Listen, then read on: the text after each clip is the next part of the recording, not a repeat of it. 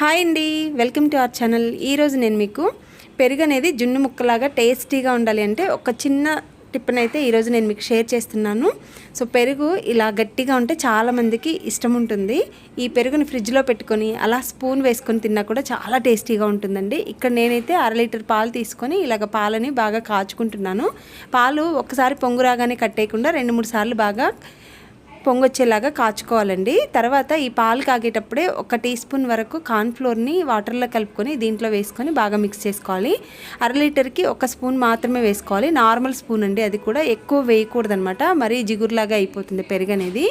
తర్వాత ఈ పాలు అనేవి బాగా చల్లారిన తర్వాత ఇలా ఏదైనా ఒక గిన్నెలోకి కొద్దిగా పెరుగుని వేసుకొని ఈ పెరుగు కొద్దిగా చిలుకుకొని తర్వాత ఈ గోరువెచ్చగా ఉన్న పాలను పోసుకొని ఒక 5 అవర్స్ పాటు పక్కన పెట్టుకుంటే చాలండి. పెరుగు అనేది ఇలా మీకు వంపినా కూడా పడదనమాట, అంత స్ట్రాంగ్గా అవుతుంది, టేస్టీగా ఉంటుంది. ఎప్పుడన్నా అకేషనల్గా